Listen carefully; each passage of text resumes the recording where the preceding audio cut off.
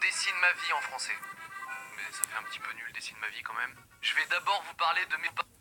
Juste là, en Roumanie. Alors ne faites pas attention à l'Angleterre qui ressemble à une... Alors la Roumanie, c'était pas la grosse ambiance à l'époque puisque c'était la dictature communiste. Mes parents m'ont raconté que là-bas on était obligé d'aller voter, mais pour un seul candidat, le dictateur. Du coup ça laissait peu de place à l'hésitation en fait. Et ma grand-mère trouvait ça débile, donc elle voulait pas aller voter. Mais quand la police est venue, elle a changé d'avis en fait. Finalement elle voulait bien. Mes grands-parents ont donc fui la dictature pour arriver en France où l'ambiance était quand même meilleure. Et c'est là que mes parents se sont rencontrés. Vous trouvez pas que la Roumanie ressemble un peu à Nemo? Hein? Laissez tomber. Je suis né le 12 mai 1989 à Nice, sous les palmiers et les vieux qui crament au soleil. Et j'ai un grand frère, une petite sœur et un petit frère qui adore brûler des voitures. Non, je déconne. Il adore jouer à Minecraft. Ça, c'est vrai par contre. J'ai toujours été proche de mon grand frère. Enfin, surtout son point de mon visage. On se chamaillait tout le temps, je lui pinçais un peu l'épaule, il me cassait les genoux, c'était équitable. Avec mon grand frère, on était les opposés en quelque sorte. Lui c'était un petit peu une terreur, ce qui fait qu'à ma rentrée au collège en 6ème, un surveillant m'a dit « Oh non, pas encore un yum !» Très envie d'aller au collège après ça, vraiment. Alors je sais que dans tous les Draw My Life, il faut dire qu'on était martyrisés à l'école, tout ça. Moi franchement ça allait. Bon, il y avait juste un élève qui s'acharnait sur moi en 6ème, mais je l'ai revu 2 ans après, on avait tous grandi et... Ah non, sauf lui en fait.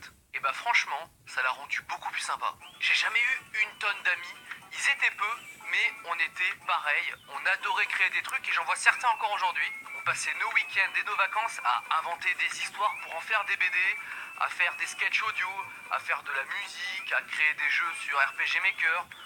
On passait un peu pour des geeks, mais on s'en foutait pas mal. À 16 ans, j'ai fait un job d'été dans un magasin de matériaux de construction. En gros, je devais porter des trucs lourds pour des clients. C'était très chiant, mais quand j'avais une minute de libre, je prenais un stylo et je dessinais en cachette sur les sacs de ciment. Parfois, les clients me demandaient les sacs avec les dessins, probablement pour me faire plaisir.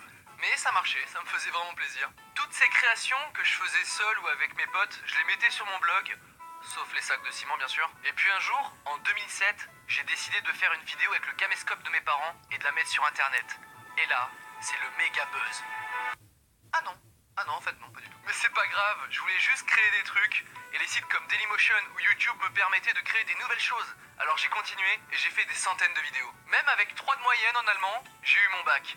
J'avais décidé de faire une école préparatoire économique et commerciale, et on m'a dit non. Du coup, j'ai fait une fac d'économie à Aix-en-Provence, ce qui me laissait quand même plus de temps qu'une prépa pour faire mes vidéos sur mon blog. Et pendant l'année scolaire... Oui, hello? On me proposait un travail sur Paris, faire des vidéos pour un site d'actualité. Alors j'ai beaucoup hésité, genre une seconde, et j'ai accepté. Mes parents savaient pas trop si c'était une bonne ou une mauvaise nouvelle. Du coup ils m'ont dit, si ça marche pas ton job sur Paris, tu reprends les études. Bien sûr papa, bien sûr maman. Je n'ai jamais remis les pieds dans une fac. En arrivant sur Paris, j'ai eu de la chance puisque j'ai trouvé un petit duplex de 180 mètres carrés en plein cœur de la capitale. Non, je déconne, je dormais par terre chez des potes, mais c'était cool aussi. Et j'ai surtout rencontré des gens qui faisaient comme moi des vidéos sur internet. Il y avait des grands, des petits, des ados, des chevelus, et encore des petits, et d'un coup, on a tous buzzé de ouf. Ah non, en fait, non, toujours pas. Mais c'est pas grave, à l'époque, personne ne se faisait connaître sur internet ou même gagner sa vie. On fait des vidéos juste parce que ça nous plaît. Et progressivement, vous avez été de plus en plus nombreux à regarder toutes ces vidéos. Comme quoi, il fallait juste pas abandonner. Un jour, on m'a proposé de faire mes vidéos sur une chaîne de télé tous les jours. En plus, j'avais carte blanche, je pouvais pas refuser. Et j'avais même réussi à faire embaucher mon pote Maxime Muscat pour m'aider. On s'amusait vraiment bien, mais les vidéos sur internet, ça me manquait. Et c'était là où j'étais le plus à l'aise. Alors, j'ai arrêté l'émission.